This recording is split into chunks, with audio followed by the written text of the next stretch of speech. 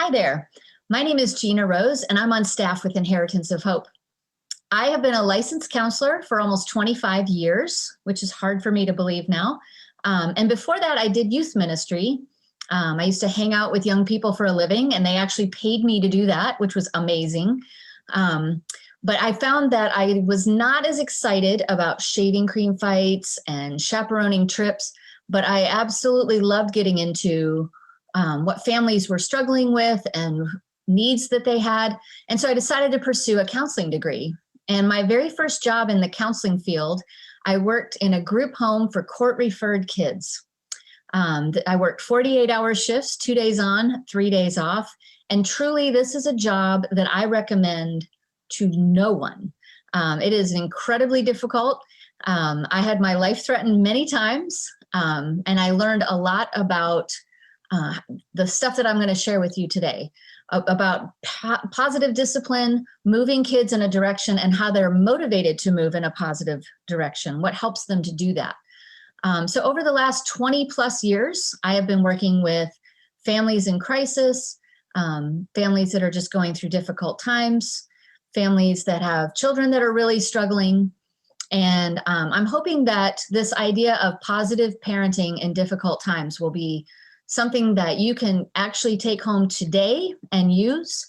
There'll be some stuff that you will be able to apply immediately. So I'm hoping that that'll be a good experience for you. Over the course of my career, one of the things that I've noticed is a lot of parents tend to frame their parenting like a batting average. They tend to think of sort of a pass-fail scorecard, report card, kind of like, I'm failing at this. Very rarely do they feel like, yeah, I'm crushing this. I'm crushing the parenting thing.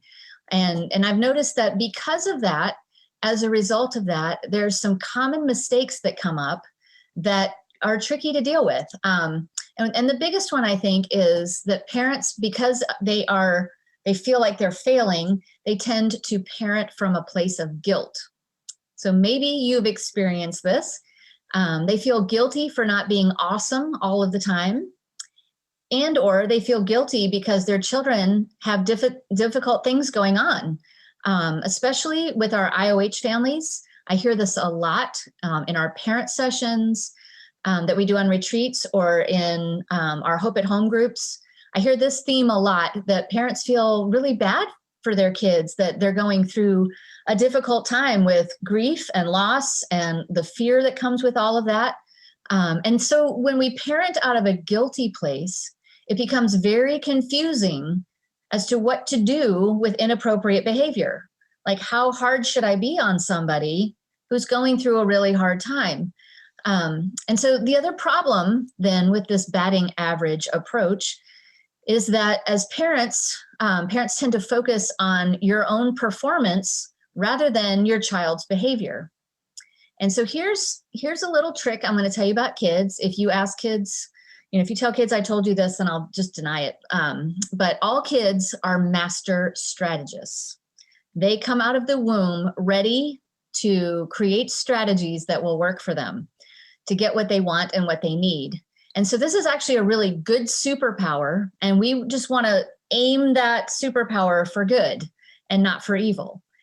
So when you're stuck in that batting average approach, though, as a parent, your child learns to work you as their system of getting what they want. So if you feel guilty, they can kind of advance their own cause. Now, this isn't a malicious thing. It's not even a conscious thing, but it is also not helpful. So we need a different strategy for them to work. We don't want them to work you. We don't want them to work your day, your mood, in order to get what they want. We want to give them a chance to use that superpower for good and not for evil. And so we're going to learn a lot about doing that. So we need a different approach than the batting average approach. And I think one of the ways I like to frame parenting in a positive way is I want us to think of a different metaphor. I want us to think of, like, when things are smooth sailing, it's calm waters, then great. Just do your thing. It's working. But when storms begin to brew and tensions begin to rise, Rather than a checklist or a batting average, we need a compass.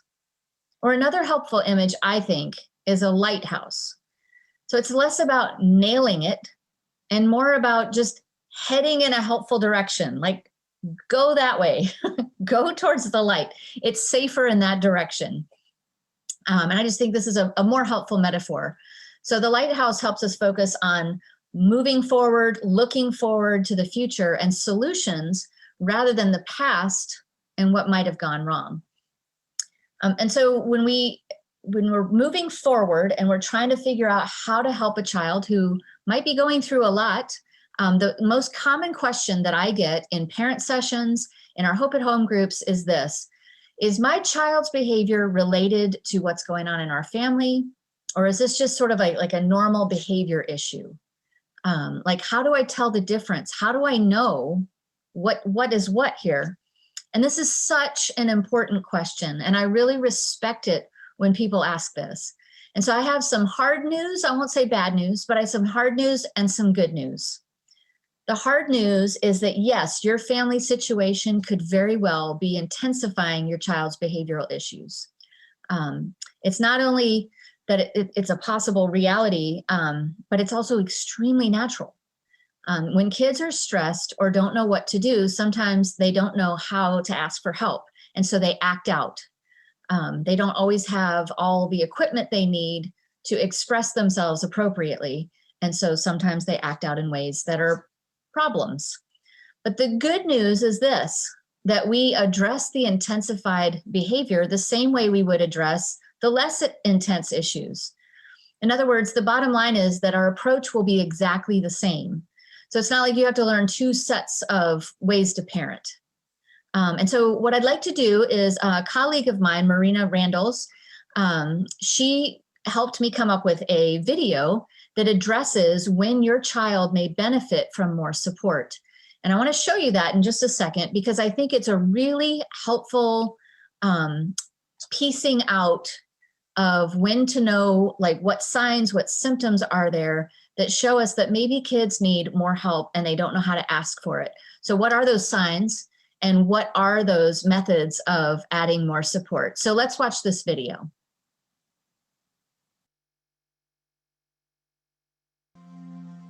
Welcome to this presentation by Inheritance of Hope. When children benefit from more support. Please welcome Marina Randles. My name is Marina Randles, and I'm a professional counselor that specializes with families with life-threatening illness. Today, I want to explore how to know when your child might benefit from extra support on this journey with a sick parent. Grief in children. It's common for a child to begin the grieving process when a parent is diagnosed with a life-threatening illness. Grief is a normal process and different for everyone, but it's not linear and tends to come in waves. This is true for children as well. So what does normal grief look like? You may see sadness, feelings of anger, irritability. All of that is very normal and very stressful. Grieving kids who are experiencing a significant amount of stress may benefit from extra support. However, kids may not ask or know how to ask when help is needed. So how do we know? What are the signs? I'm going to look at two parts for assessing if a child needs more support. Signs of stress and duration. Signs of significant stress in children can be physical, emotional, or social, and we'll look at these in a moment. Duration means that we are observing these signs of stress on more days than not for at least 2 weeks or longer. So, what are the signs that children may benefit from more support? What are the physical signs? Notice some physical signs. When we can rule out medical reasons for certain physical signs, stress may be a possible cause. Some common physical signs are stomach aches or reoccurring headaches without a specific cause, trouble going to sleep, staying asleep, sleeping too much or too little, or a sudden loss of appetite. Have you noticed any persistent physical changes in your child that were not present before the diagnosis? This may be an indication that your child could benefit from more support. How about emotional signs? While physical signs may be noticeable, emotional signs tend to be more discreet, yet just as important. These emotional signs include persistent anxiety or helplessness. For example, if you notice your child is consistently worried about the future. A grieving child may also engage in harmful risk-taking behavior to escape difficult emotions or deny that the situation is even occurring. Or maybe your child is experiencing lower than normal self-esteem. Have you noticed that your child has lost some confidence? What are the social signs? Notice some social signs that indicate a grieving child may benefit from some extra support. These signs include withdrawing from others when the child typically enjoys connecting with people, acting out, a sharp change in academic performance, or when a child displays behavior that is developmentally younger than they are. For example, a 6-year-old child who no longer sucks his thumb reverts back to sucking his thumb again. Kinds of support. So how can you best support a grieving child? There are 3 levels of support that can benefit a grieving child. Offering extra parental support through listening or reflecting what a child is saying provides opportunities for a child to feel understood. With patience, a parent can also give extra support by maintaining structure within the home, not allowing behavior to slide too far, and encouraging their expressions of grief. What could you do to offer more parental support?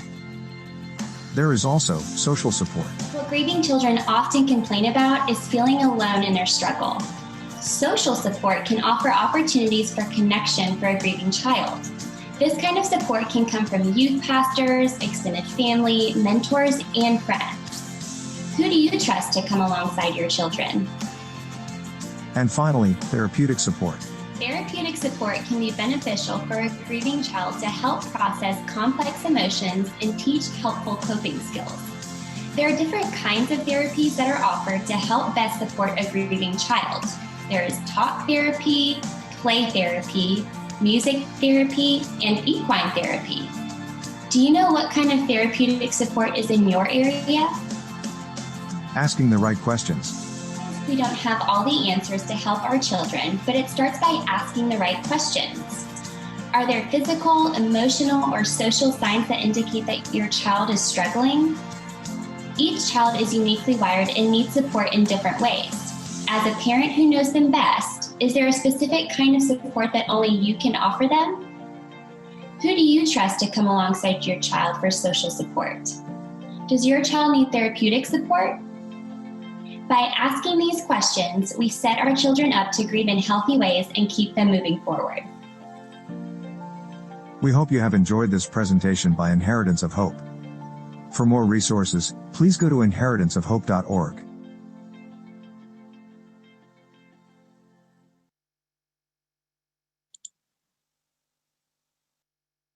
I so appreciate what Marina has to say about parental support specifically, and that we don't neglect discipline. In fact, discipline is a form of parental support.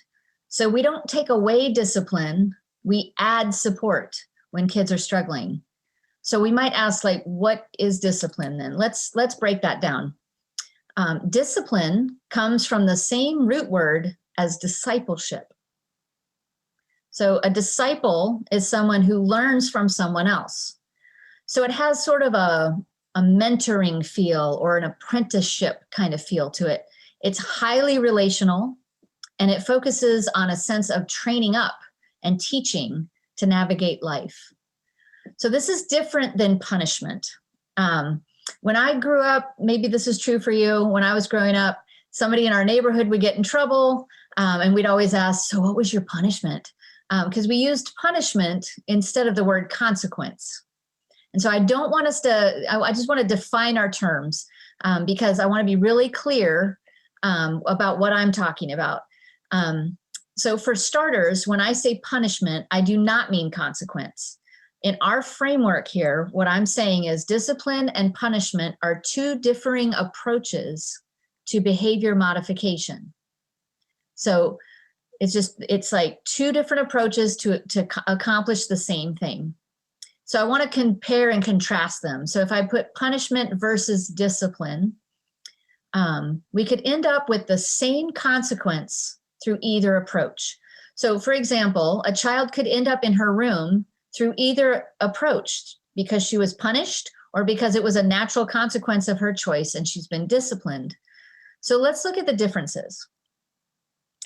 Punishment is about making someone pay for what they've done. We all do this.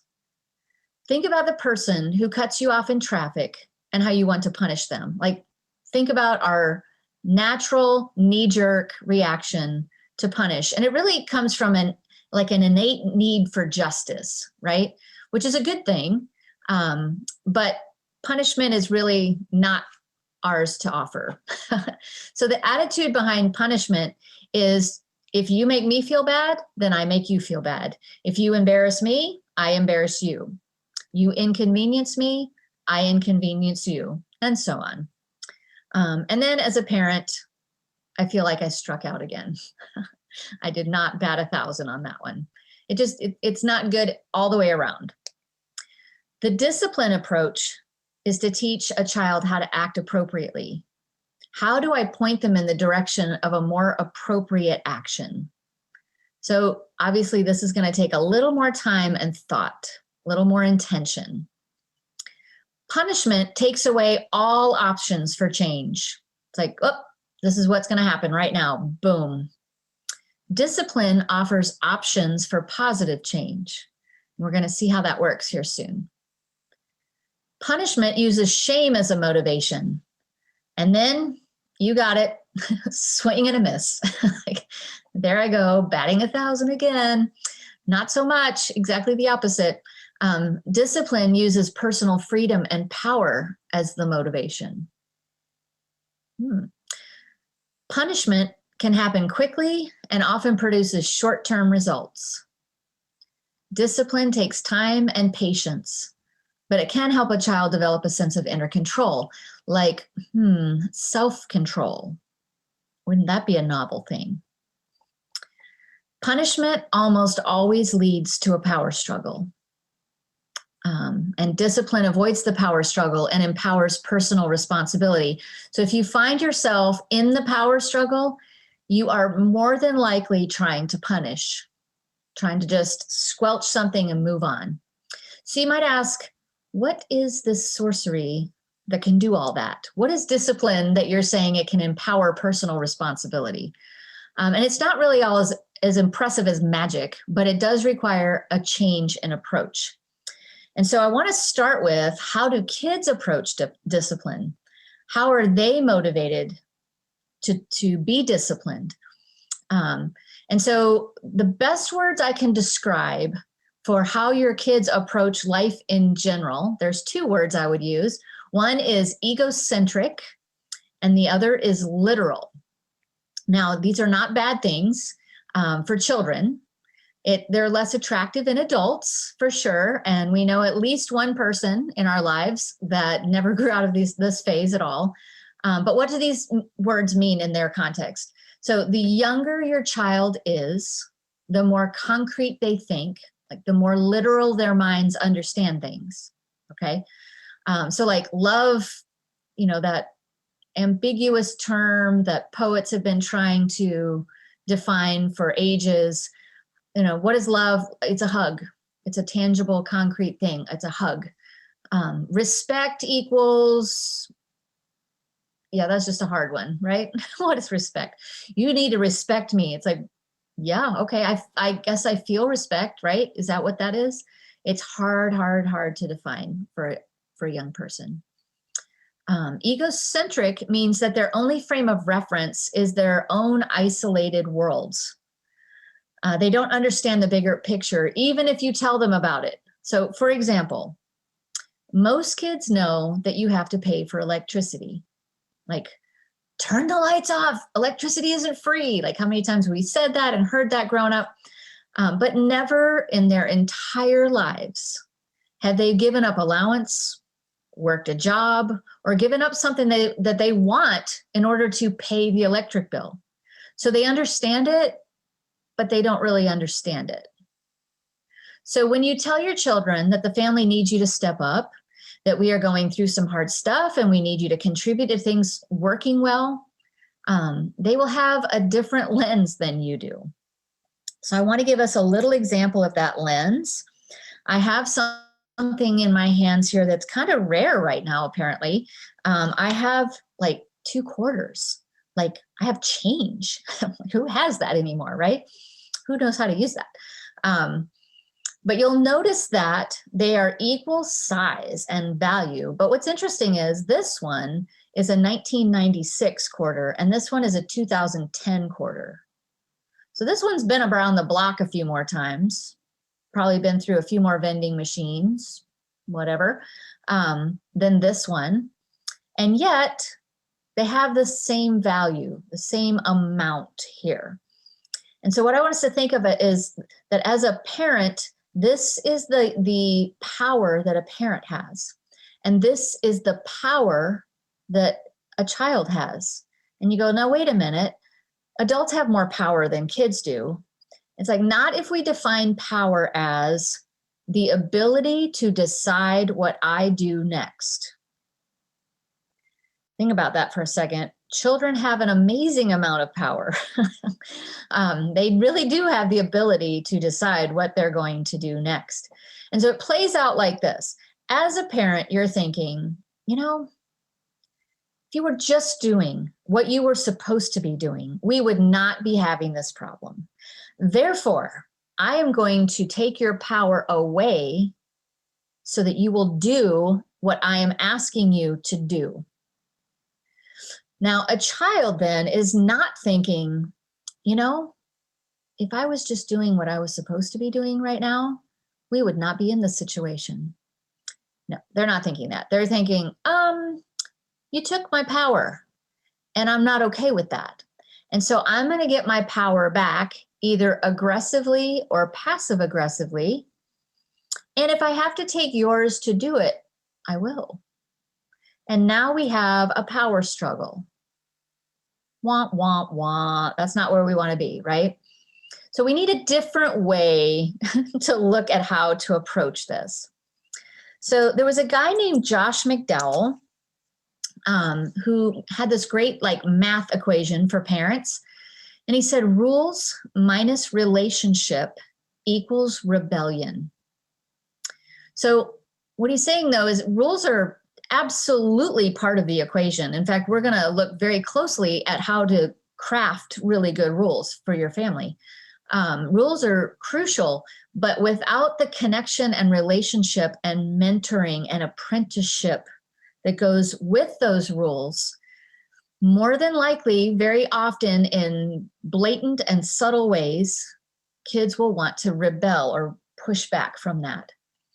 So when the rules feel like overpowering and there's no emphasis on the relationship or little emphasis on the relationship, then rebellion is really common.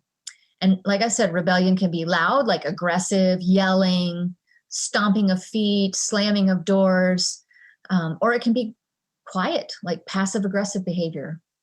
So what I want to do is I want to show us a video that kind of helps us stay on the discipline track. It's called the 11 Most Important Words of Discipline because it keeps us from the punishment lane. When we use these 11 words, we are on the right track. So let's watch this. Welcome to this presentation by Inheritance of Hope. The 11 most important words of discipline. Have you ever been in a power struggle with your child? I don't think I'm the only one. If you're somehow unfamiliar with the power struggle, it looks something like this. As a parent, you say no. Your child says yes. You say no. Your child starts to negotiate or escalate. So who will win? If you win, you will need to overpower your child, which can cause tension in the relationship. If you lose, you will struggle to maintain your authority. So what is the answer? So, what if we could avoid that dynamic altogether? This is where our 11 words come into play. Pay close attention. This could change your life. The 11 most important words of discipline are, you have a choice. My day is the same either way. We start with, you have a choice. The reality is that ultimately, your child will decide what happens next. And so, as the adults, we set the parameters of that choice. It sounds like this. You have explained that the family has a lot going on. You have let your child know that it will be important for them to help out. You have asked your child, maybe 100 times, to please keep his room clean. He has agreed and eagerly participates in all the benefits of completing his chores. And yet, his room still looks like this. So, do you beg? Do you explain, again, how everyone needs to pull their weight? Do you remind him that you have already asked him 100 times to clean his room? Or, are you ready to try something else? Let's try using our new words. How about, you have a choice. Would you like to clean your room, or would you like me to do it? I will use a garbage bag and charge you $1 for every item you want back. And here is what is implied. My day is the same either way. But your room will be clean. When done correctly, this can actually be fun. Let's think of some other choices. How about, would you like to skip dessert tonight? Or would you like to finish your veggies? Or another favorite, when you decide to calm down, you can join us while we watch this TV show. Here is the goal of these choices. We want a child to learn how to use their power for good and not for evil. And since they have the power to choose their behavior, we want them to make choices that benefit everyone. What behaviors do you need to curb in your child? What choices can you offer that help to guide them in the right direction? And how can you frame those choices so that the consequences of the choice falls on your child alone? When we ask these questions, we find we are on the right track to positive discipline with our children. You have a choice. My day is the same either way. These are the 11 most important words of discipline.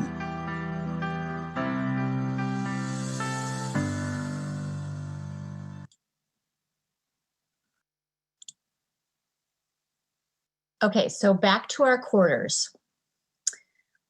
What we want to learn how to do is, instead of overpower a child, we want to learn how to help them spend their power.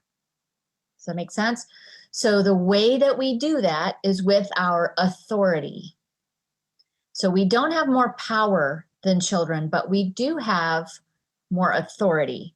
And by authority, we have that authority because we are older and we understand more of how the world works. It's just there. You don't have to earn authority, you just have it. Biologically, you are the oldest person in that relationship, and therefore it's just there.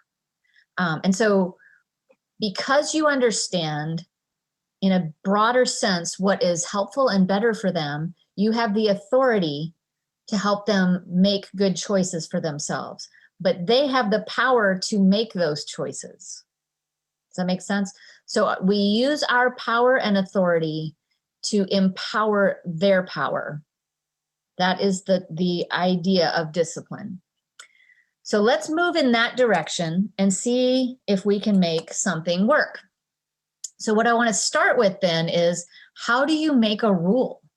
It sounds really basic, right? Like that should be super simple, but it is kind of simple. I mean, truly. But it's also takes some intentionality. It requires some thoughtfulness for sure. So I want us to think in like kind of a 3-part way about making a rule. And we need all the components here to make it work, an effective rule for your child. It needs to be clear is the first part. Now, we think what we say is clear to children, right? I remember working after 9/11 in New York. I was a counselor up there for 3.5 years after 9/11, and I worked with survivors and first responders and first responders' children. And I had a fireman's son that came to see me. He was really afraid of leaving Long Island, where he lived, because he had to get on either a plane or go over a bridge or through a tunnel, and that was just not an option for him because he was very, very afraid. And so he came to see me, and he said to me at one point, his father had told him that the person behind the plane crashes was a guy named bin Laden. And so he looked at me and he said, that Ben guy got hurt in the plane crash. And I was like, what Ben guy? He's like, the Ben guy. And I was like, you mean bin Laden? He goes, yep, the bad guy, bin Laden, he got hurt in the plane crash. And I was like, why do you think that? He said, because I saw him on TV and he had a really big bandage on his head. Like, yeah, that makes perfect sense. And it's entirely wrong. But it makes perfect sense. And so a lot of times what happens is kids take what we say and they add their own something to it, or their own perception or their own limited understanding, and put two and two together and make something else out of it. This is especially true with families with illness. Sometimes we give kids a lot of information, and it's very appropriate to give them some information, age-appropriate information, for sure. But sometimes we bombard them with stuff that they don't understand, and then they put a bunch of stuff together that doesn't go together. And so rules can be that way too. And I remember my brother growing up, he was about 9 or 10, and my mom asked him to clean his bathtub. Like, it was time to clean the bathtub. And so that was his assigned chore. Like, go up and use the chemicals and everything. And he's like, okay. So he went up there and he took these scrubbing bubbles, right? And he sprayed the whole thing down. And that was it. He just sprayed it all down, like all of it. And my mom went up to kind of check and see how it was. And there was just like stuff like dripping down everywhere. And so she called him back in and said, hey, I told you to clean this. And he said, I did. I mean, the commercial shows that when you spray it, all the little bubbles do all the work, and then they, flush down the tube all by themselves. Like, it just works. Because to her, it was like clean the bathtub was a simple, just clean the bathtub, but it wasn't actually clear to him. And so sometimes kids really don't understand what we mean by make the bed or clean your room. Like, they actually don't know what we mean. It seems like it should be obvious, but what we mean and what they mean are different. And so we want to be very, very concrete, clear. And remember, the more vague you are, the more loopholes your master strategist will find. So if you need to sit down with them and say, okay, when I say clean your room, this is exactly what I mean. So from now on, when I say clean your room, this is what I'm saying. There's a profit that comes from that. Like, that works. You should do that for sure. It can also be helpful here as well to state your rule in a positive direction for clarity. So for example, if you have a son that likes to hit on his brother and you say, do not hit, then he won't. But he might bite, slap, kick, smack, punch, kick, whatever. But he won't hit him. I didn't hit him, I slapped him. It's like, that's the same thing. Or I didn't use my hands, I kicked him. Or if you tell your daughter to stop being mean to her sister, she might not think what she's doing is mean. Like, my sister kind of deserves it, right? So here's a way to state a rule in a positive direction. Like, instead of saying what we don't do, we say what we do, right? We keep our hands and feet to ourselves. That's a great rule. We speak kind words to one another. So it's when your child says something mean, you can say, is that a kind word? Yeah, we say kind words. It doesn't matter if she deserves it. We use kind words. That's the rule. The second thing is that a rule needs to be measurable. Okay, in other words, everyone needs to understand that it's completed. So if you tell your child the rule is to have a better attitude, then how do we know when their attitude is better? How will they know when their attitude is, and better than what? Better than it is now? Like, what's the measurement for that? How do we know when that rule is met? And so again, your child is concrete, literal, and egocentric. So they will define your terms by their own experience.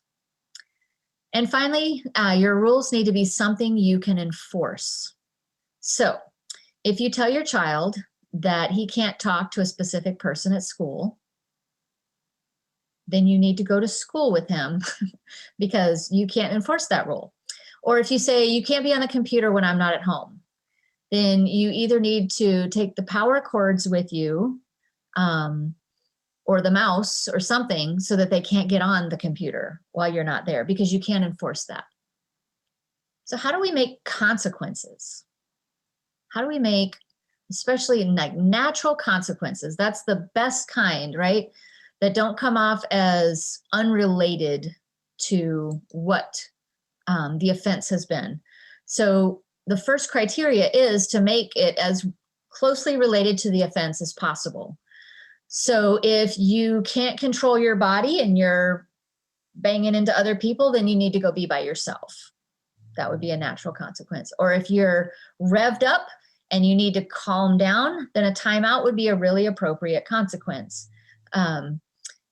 It needs to also be in terms of like both age appropriate and the content of like the consequence. So for example, a 16-year-old who is late for his curfew does not need a timeout, nor does he need to lose his phone necessarily, but he may need to lose the car keys for a while, because when he takes the car out, he doesn't bring it home on time. That's a problem.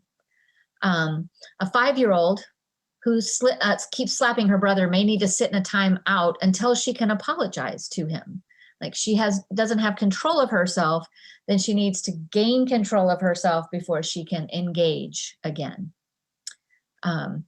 So as closely related to the offense as possible is a very helpful way to set up consequences. A second criteria is to have a time limit on it. So why is this important? Kids need to know there's a light at the end of the tunnel, and if they choose to work this system, it will pay off for them. If the time of that consequence is in effect depends on how you feel about it, it's like, I don't know when you're getting your phone back. Don't bother me about it. I'll give it back when I'm ready. Then what system do they have to work? They have to work you. They have to work your moods. They have to either appease you, or they have to, and that's not what we want for them to learn how to do, right? We want them to learn how to be responsible young adults and into adulthood. So that time limit can be dependent on specific things that you need to see. For example, if you take your daughter's phone because she's talking on it rather than doing her homework, then you can say, I get to have your phone until you can show me for a whole week that you can just get your homework done, because you obviously can't handle having your phone and having homework at the same time. And just so you know, if you beg me before that, I start the clock again. You can do that. But there's time limits in that. And that's a really important thing for kids to know how to work the system. And finally, I highly recommend that you never threaten a consequence that you are unwilling to enforce. So if you tell your son that he will miss the homecoming game if he does X, Y, or Z, and he does that, then he chooses to miss the homecoming game. Ouch. And you're going to have to enforce that. That's a hard one, right? So don't throw big consequences out there unless you mean it, and then you do it.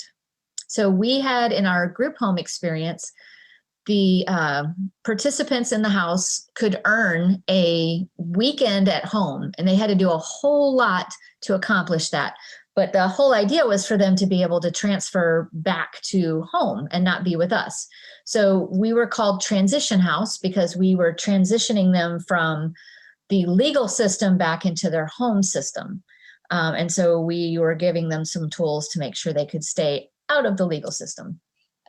And so when they could earn a weekend home, like that was a big deal because they'd been in jail and like they just wanted to go home. And so when they worked really hard, they could do it.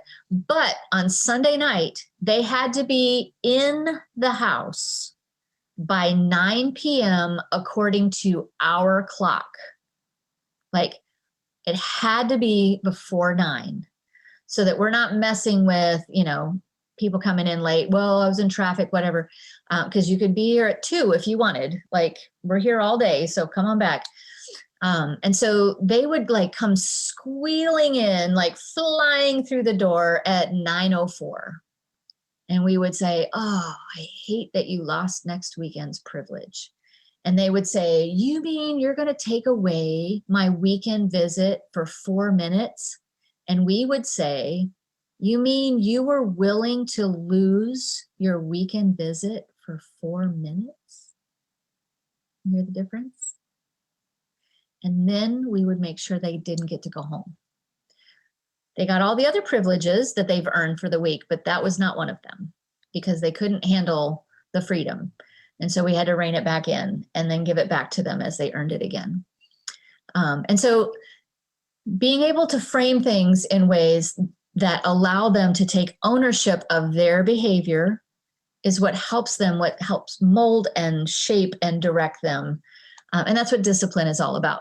So I have one more thing I really want to hit home with you, and that is, what do you do for disrespectful, like up in your face, like I'm not going to do what you want. You can't make me kind of thing. And I save this one specifically for disrespect because it's a challenge to your authority and you need to keep your authority, but you don't need to give away your power to do it. And so what I like to think of as a quiver is what I call like a quiver, like arrows of consequences. And these consequences are 24-hour consequences. And so it looks like this. A child is all up in your face, right? Or is just defiant, like, nope, nope, nope. It's like, okay. Well, let's think about this. Would you like to calm down? Or would you like to use more appropriate words with me? Or you could say, when your tone matches mine, I'll be happy to continue this conversation. But would you like to calm down, or would you like to lose your video games for 24 hours? Okay, so your video games are now off limits for 24 hours. Would you like to take a break? Would you like to chill out in your room for a minute? Do you want to go for a little walk? Would you like to decide a different, more appropriate way to approach me? Or would you also like to lose your TV time for 24 hours? Okay, so now your TV time is now gone. Would you also like to lose your phone? Right? Boom, boom, boom. And it's not, you're not angry, you're not yelling, you're just very calmly saying, this is what it's going to look like. Boom, boom. And the master strategist that's standing in front of you somewhere is going, okay, note to self, this is not working at all. I'm about to lose all this stuff that I don't want to lose, but it's only 24 hours. It's just 24 hours. So they're going to go for a day, just a day. And okay, so finally they decide, okay, whatever, fine. Or I'm going to just go chill in my room for a while. Great. I'm going to go listen to music. Awesome. Go do that. And so they've lost a couple things for 24 hours. And you say, okay, so at 3 o'clock tomorrow, you can have it all back. Great. We're done. That's it. And should they choose to accept that? Great. But if at like 8 p.m., they decide to bring it back up, to escalate some more, you can say, so do you want to change that to 8 tomorrow, or would you like to keep it at 3? Your choice. And this is not about being mean. This is about offering them a way to spend their power appropriately. It's a way to help them use their superpower for strategy, for good, and not for evil. Kids actually want to work a system that works. And so they don't want to work you unless that's the only system they're given. And so giving clear choices and clear consequences helps them figure out what to do next. And that's how you use your authority to help them spend their power. So as we wrap this up, I want you to allow your child to have power because they're going to need it. Being able to decide appropriately is a skill that will hold them on course throughout their lives. It's a really important skill set. And so teach them how to use their power for good and not for evil.